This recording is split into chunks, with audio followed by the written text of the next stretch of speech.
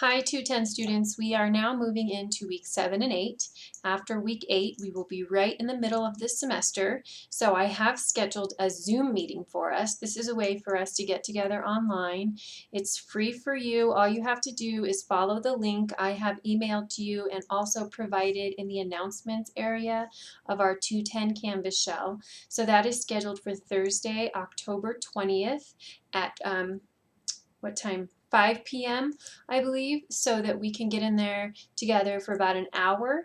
If you have any questions about upcoming assignments, past assignments, major projects, those types of things, the middle of the semester is definitely the time to ask because things get nothing but busier as the semester progresses past the halfway point. So that is available to you coming up Thursday, October 20th. 5 points extra credit for those who attend. It's not mandatory, but if you can make it, try to be there. Also, I have recently read a book that I think you all might find really interesting, just like I did, and especially applicable to this course.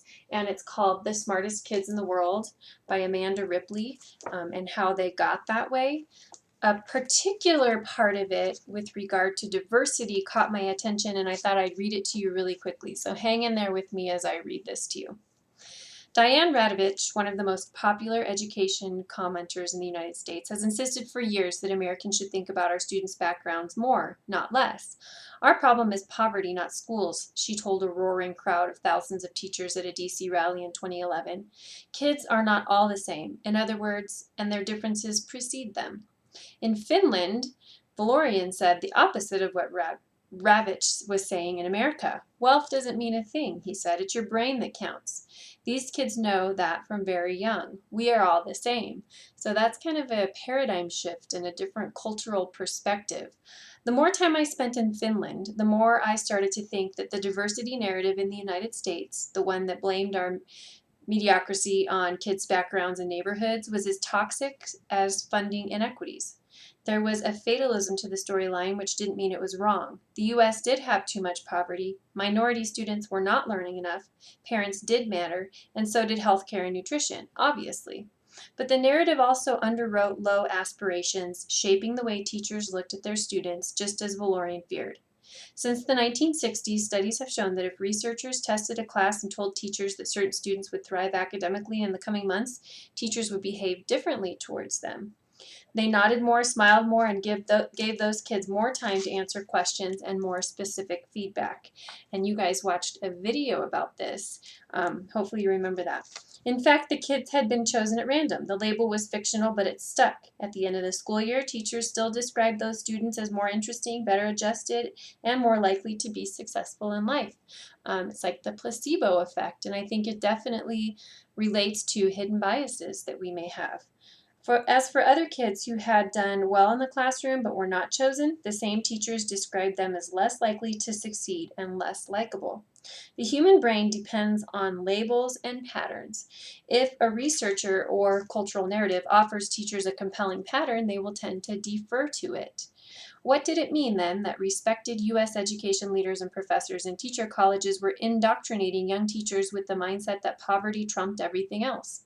What did it mean if teachers were led to believe that they could only be expected to do so much and that poverty was usually destiny? It may be human nature to stereotype, but some countries systematically reinforce the instinct and some countries inhibit it. It was becoming obvious to me that rigor couldn't exist without equity.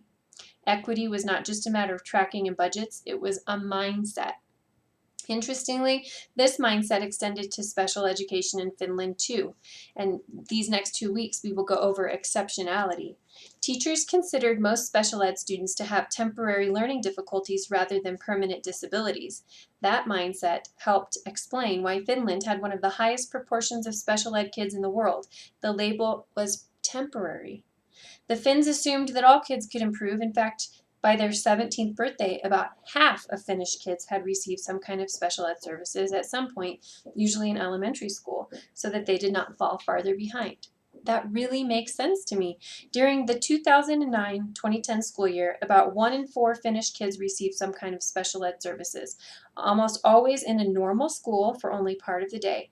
By comparison, about 1 in 8 American students received special ed services that year. And a lot of as you guys know, people don't want their kids labeled as special needs. So even if they are struggling in an area, they don't want them to be labeled so they don't get them that extra help, because without the label, there isn't the funding for the extra help.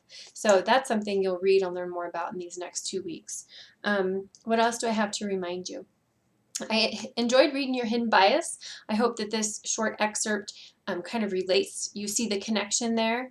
And I made a lot of comments on your post about how, and some of you noticed this too, it may seem like a hidden bias, but it also may be what you're familiar with, what you're more familiar with. And so as such, we don't necessarily always fear what we don't know, but we don't understand what we don't have experience with. So it may not be an overt bias, but it just might be an experience thing. And either way, biases aren't necessarily bad. They're not always bad. They can be bad, obviously, but it's just your brain's way of organizing things. And so I really liked that most of you were able to apply the implicit bias test with teaching and acknowledge that teachers need to really do some self-reflection and make sure that they're treating all of their students the same. And that may be facing some hidden biases that you maybe didn't know that you had, not because you were ever explicitly told to be biased about that person or that situation, but that you maybe just don't have as much experience with it as you do with other ways of being or thinking or doing. So I hope that kind of makes sense in a roundabout way. So much of what we talk about in this class applies to every single chapter because it all just kind of melds together, which is good because you guys are going to be doing, those of you who chose the research project, a cross-cultural research project. So hopefully you're seeing how these things all affect one another, sort of like dominoes. So making one of these topics cross-cultural should not be difficult. As we move into week 7 and 8, we're going to cover chapters 5 and 6, exceptionality and sexual orientation. These 2 weeks will be sort of a light load for you. There is some information in Canvas for you to go through. You'll have your 2 quizzes and then 1 discussion board post over other people's children, which is a chapter about language diversity. So it kind of is reflecting back on these last 2 weeks as you learned about language learners. So you have that coming up. Take these next 2 weeks if you have any spare time to really get going on your service learning or your research project, whichever you chose to do. Otherwise, I think that's all. I'm looking at my list really quickly to see if there is anything else that I need to remind you of before I check back in 2 weeks, and I don't think so. I think that's enough. So if you have any questions between now and then, be sure to let me know. Otherwise, if you have kids that have spring break next or fall break next week, be sure to enjoy that time with them, and I'll check back in again soon.